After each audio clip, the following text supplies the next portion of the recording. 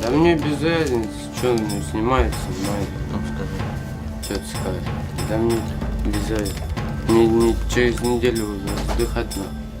Что мне тут? Англичане ни разу не видели, пусть посмотрят.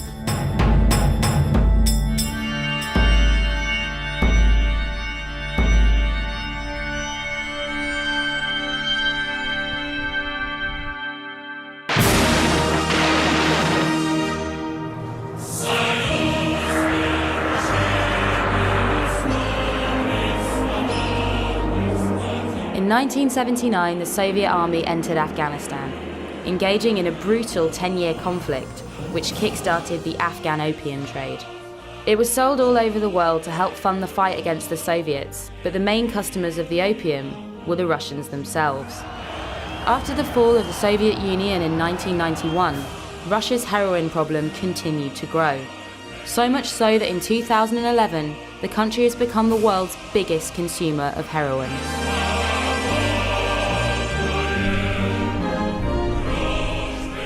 With the southern border more than 4,000 miles long, we're talking about a patrol area greater than the distance from New York to London.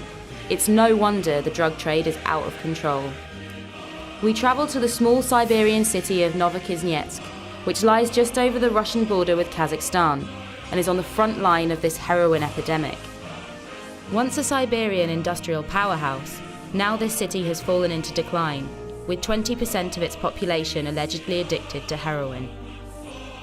We'd heard stories about ex-addicts building coffins to bury their friends and religious cults disguised as rehab clinics.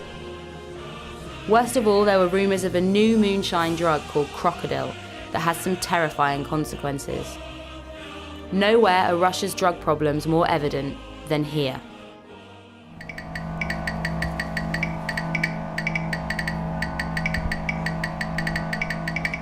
We've come to an area where there's a lot of derelict buildings that are being squatted by addicts. It's a place to use and to live. Everywhere I look around me, there's syringes. There's more syringes here than I've ever seen in my entire life. Здесь сейчас у нас происходит что? Ну, дома сносят, да? Дома сносят. Всем дают квартиры на Ильинке. Ну, сами видели, секции какие. Секции плохие там. Тараканы, клопы, ну все. Why are you hanging out here? Так а я вот живу, вот он мой дом. Мне не хватает денег. На то, что в основном здесь вот сейчас в основном, кто нормальные люди переехали, да, с этих домов, а кто-то оставшийся, да, ну, кто пьет, кто колется. Ситуацию здесь, ну, чтобы здесь было меньше коррупции, меньше воровали и больше делали, меньше слов говорили. Чтобы делали, как говорится, на словах. This area is called Zavodskoy and was once the purpose-built housing estates of the Soviet workforce. Now, these imposing tower blocks are just empty shells. These young men had been living in this abandoned building for 2 months. С 14 до 18 лет я был в приюте. С 18 до 19 лет, когда я вышел с приюта 18 лет, с 18 до 19 я торговал героином. Сначала курил, потом колоться начал. В 19 лет меня посадили.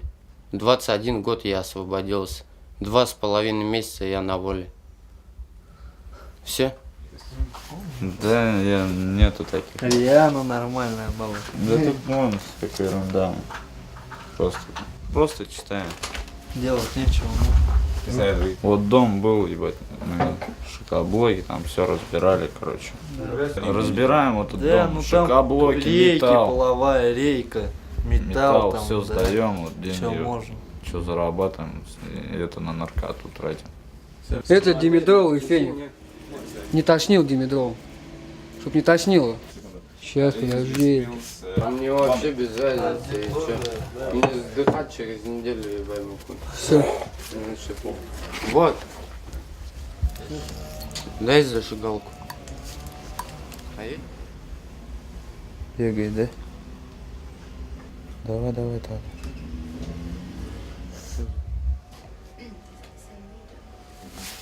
Научи. Дай спичку. Где твой колпачок?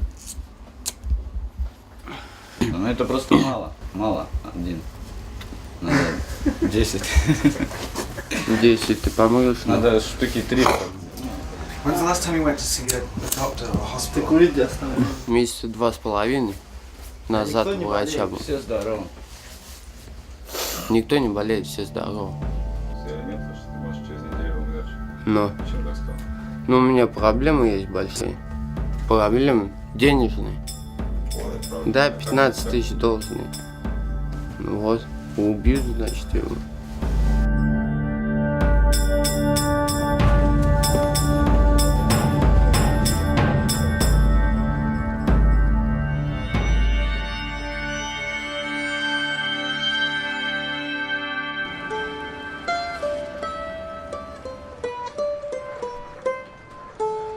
Sasha Pelikov works for an organisation called Regenerate Russia, which helps rehabilitate heroin addicts in Novokuznetsk. Sasha explained to us that there might be more to the drug trade than just making money. То, конечно, я склоняюсь к тому, что вырождение нации как раз идет путем, как раз в том числе и путем завезения героина в Россию. Кажется, есть какая-то программа по вырождению нации российской, да, русской как таковой, то есть странами такими, как вот экстремистами, в том числе и, возможно, Аль-Каидой, самой организации. There's a widely held belief that a phenomenon called narco-terrorism fuels the drug trade. It's said that Afghan terror groups help expedite the supply of heroin to Russia in order to both profit from their former invaders and also weaken the population by poisoning them with heroin. This is what's known as the Golden Crescent. It's the route that heroin takes from northern Afghanistan, throughout Central Asia and into Russia. Sasha told us that the centre of the local trade was at the food markets just outside the city centre. It's where trucks from Kazakhstan are offloaded with heroin for distribution around Novokuznetsk and the wider areas. We were told to approach this place with extreme caution and not to get out of the car. As we drove slowly through the market, we noticed gangs of men doing business next to their trucks. Many of them bore Kazakhstan licence plates. It didn't take long to get us noticed. All of a sudden, someone spotted our cameras and people started beeping their horns and yelling. Why are people beating standish? Yeah, everyone's checking us out now. Yeah, let's get the fuck out of here. Let's go. There's two pretty snazzy cars behind us. It's the first snazzy cars I've seen since we've been here. Probably going to follow us and kill us now. The vans at the bottom on the right-hand side of the number plate had KZ, which means obviously the trucks are from Kazakhstan. Does that mean cool zines? No, it doesn't mean cool zines. It means fucking gnarly heroin trafficker from Kazakhstan. That's what it fucking means. Well, it's still a car that looks the same. Or maybe all the cars just look the same anyway. We lost the cars and headed back to meet Sasha somewhere safe. Or so we thought. Форштадт — цитадель зла, цитадель наркомании, то есть отсюда очень много наркотиков некогда продавалось, потом вот 2-3 года назад и поток наркозависимых, жаждущих, страждущих наркотики постоянно здесь круглосуточно в этом районе находится. Всегда это приводит к тому, что люди идут на грабежи, кражи, гоп-стоп русский, Russian. It kind of just feels like walking into a forest in the middle of Siberia, past a load of really angry dogs. That one actually did that whole like, I'm gonna fucking kill you thing.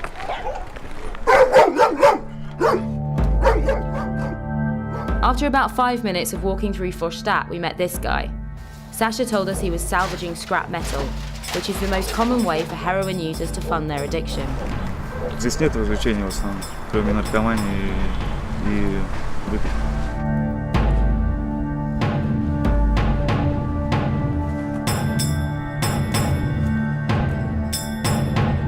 Не очень, видимо, качество попалось.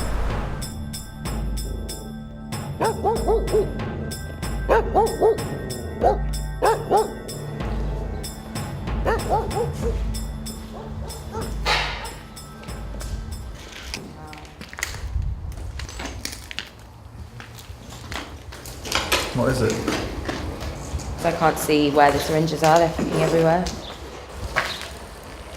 Opposite the rehabilitation centre, there's just this deserted building where there's syringes all over the floor and like empty bottles of this stuff.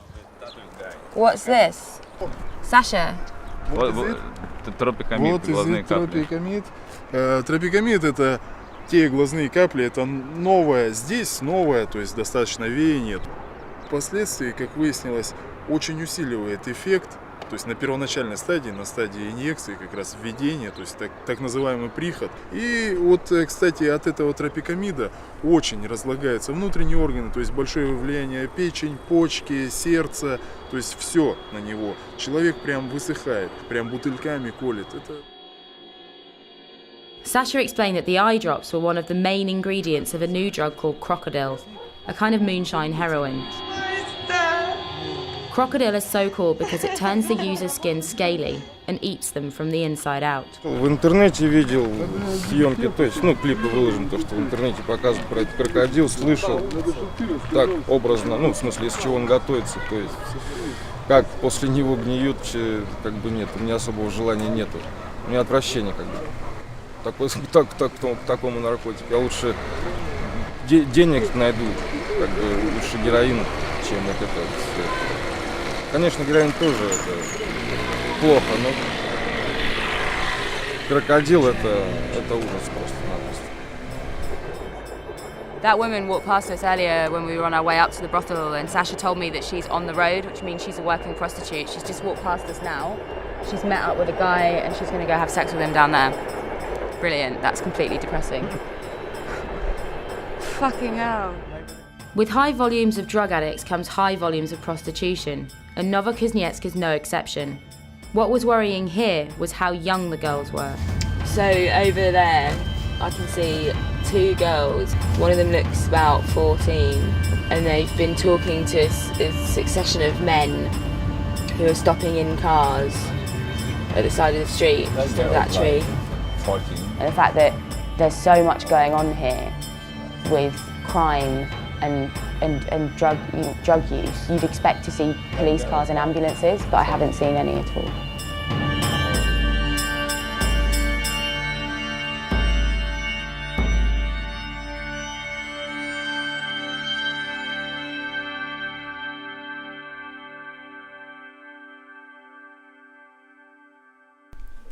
Отец мой, я люблю тебя сильнее, чем что-нибудь на свете. Ты нужен мне. История такая. Я употребляла наркотики. Где-то года 2 примерно. Я садят на 2-3 года, как бы, и очень многие девчонки, которые были рядом, там, я знала которых, а их садили в тюрьму за торговлю наркотиками. The Russian government offers very little support for addicts. There are no local state-funded rehab centres, and so the void has been filled by private organisations. They range from centres like this one, where the addicts provide volunteer work to pay for their treatment, to evangelical churches that have been accused of running like cults. Я была еще молодой, когда я начала принимать героин. Мне было 14, я попробовала. А большинство вот у нас в городе, в Новокузнецке, переходят на крокодил с героина. Как бы то, что нехватка денег. Его надо еще правильно сварить, а то все. Умрут сразу. Просто. Have a lot of people died? У меня много родственников умерло от этого. Люди какие-то страшные становятся. Знаете, вы бы тоже фильмы бы снимали, да, вот такие христианские. С Богом, вы бы, может быть, вообще бы там, я не знаю, через вас бы Господь, показывал другим людям, да, что есть спасение, да, правильно же ведь? Я бы, знаете, даже молодежный какой-нибудь, да, сейчас же показывают, сериалы молодежные по телевизору, да, что-то такое вот, не, знаете, не уклон, чтобы был, да, на то, что там, тусовки какие-то, да, там, туда-сюда, а наоборот, там, походы в церковь. Погодка классная. Спасибо, до свидания. Давайте, с Богом. Господь благословит вас снять высший фильм, чтобы у вас там...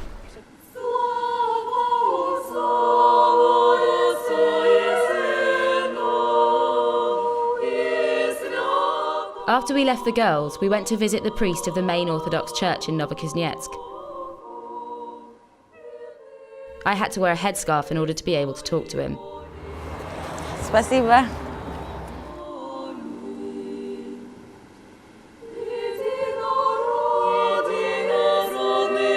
В связи с распадом Советского Союза многие люди тоже потеряли свои прежние ориентиры и очень часто искали утешения в алкоголизме или наркомании. Такой стереотип мышления, что они очень несчастные, они никому не нужные. So this is the book that we bought in the shop in your church, and it says Christian sects, how they're servants of the Antichrist. Is this relevant in this city? У нас есть и секты, у нас есть и представители традиционных ветвей христианства. Все другие религиозные организации, которые сами называют себя христианскими, но не содержат в себе вот эти два наиважнейших пункта христианского вероучения, православная церковь не считает организациями христианскими, в самом строгом смысле этого слова. Это секты, да. Ну, то, что на Западе принято именовать словом культ, а в русском языке слово секты.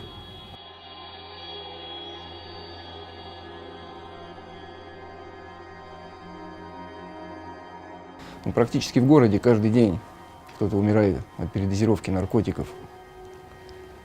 Вот также мы много своих знакомых перехоронили, кто умер от передозировки. Возраст наркоманов от 14 до 20 лет. В таком возрасте, там, 20-25 лет. This is Evgeny. By day, he's a funeral director, and by night, he runs the Novokuznetsk branch of Teen Challenge, which is an American Christian charity that now has missionaries and centres in over 70 countries around the world, and it's growing rapidly. He told us to come along to meet his congregation in a remote part of the city, which was an hour drive up a very steep hill. And when we arrived, we found this. This is the sleeping room for the Brotherhood here, Teen Challenge, which is Evgeny's church group.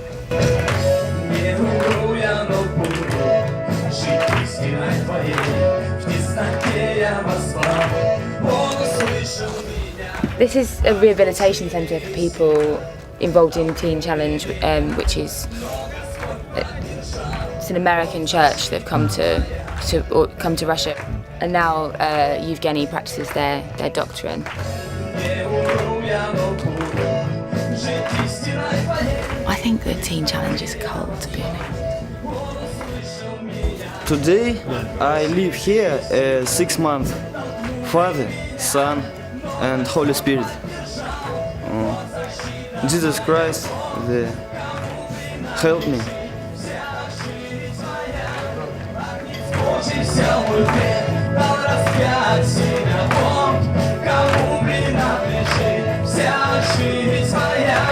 Можно сказать, вина здесь в удешевлении наркотиков или в слабой борьбе властей с этим злом. Но я вообще считаю, что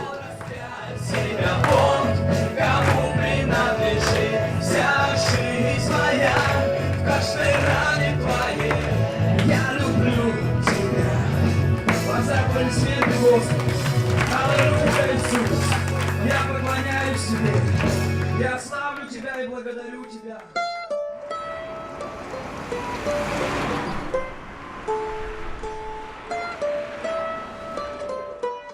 This is Sergey. We met him begging outside on the street, and he said most of the people he knew had been affected by heroin and Krokodil. Очень много знакомых, которые и померли, много знакомых, и моего возраста, и старше меня, и власти не борются, как бы. У нас такие есть, которые им заплатят, да, ну, милиция, полиция, и они закрывают глаза. Крокодил появился вот буквально год, может, полтора назад. И он связан, скорее всего, с тем, что как бы, ну, человек ищет чего-то большего, либо прогрессирует, либо своей доступностью. Скорее всего, своей доступностью, что это пошел в любую аптеку, то есть любой человек, даже бабушка, мальчик, девочка, там, не знаю, и купили свободно, то есть не запрещено это. Ни законодательством, ничем. Later that night, Sergey took us on a tour of local pharmacies to show us how easy it is to pick up the ingredients for Krokodil. So these are 24-hour pharmacies that are going to. You can do this at any time of the day. Кофетин, муравьиный спирт, тропикамид. Начинаешь, добавляешь бензин, начинаешь готовить, выпариваешь, отжариваешь. Потом выбирают все вот это в шприц и колятся. Не очень сильно гниют потом. Те, кто употребляют наркотик крокодил, если они попадают мимо вены, то они потом очень сильно гниют. Почему наркотик и называется крокодил? Что потом кожа у них похожа на, как у крокодила, шершавая такая. Sergey said he knew someone who could cook the crocodile for us. He promised to meet us again. That was the last time we saw him.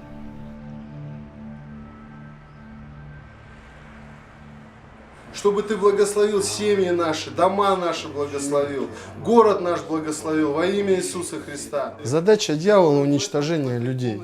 И не важно, чем он уничтожает людей, атеизмом или наркотиками. Alexei is the pastor of an independent church that reforms heroin and crocodile addicts.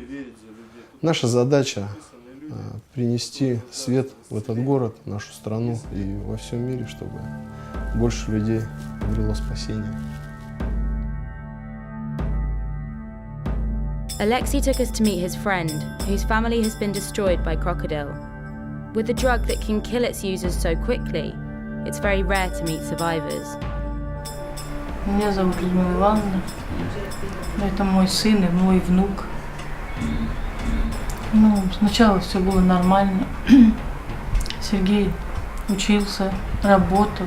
И встретил женщину, девушку одну. Она была наркоманкой. И вот стали они колоться. Сергей вот инвалид. Он плохо ходит, плохо разговаривает. Миша получше, но тоже плохо ходит и разговаривает плохо. Когда чуть не умерли.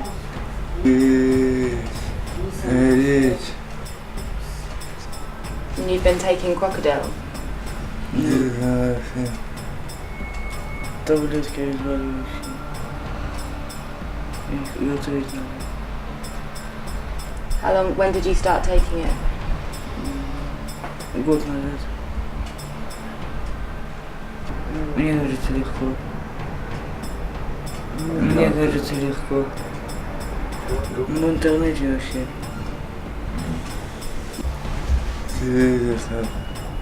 Гуляем.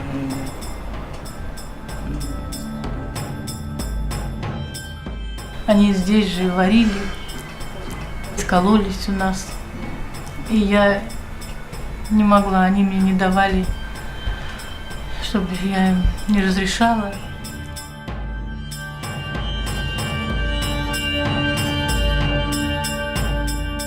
I felt quite helpless leaving Ludmila's house, but nowhere near as helpless as she must feel. Her health, home, and family life have been totally destroyed by Krokodil, a drug you can just work out how to make with the help of internet forums. President Medvedev has talked about closing down the websites that are providing this information, but the internet seems harder to police than the border. I can't see any way out for these people if they're relying on that. Drug users are developing new, terrifying ways of consuming opiates faster than the government can decide on any form of policy. The church and the sects aren't the answer, but sadly, they seem to be the best hope these young people have in a city that really does feel like it's been forgotten.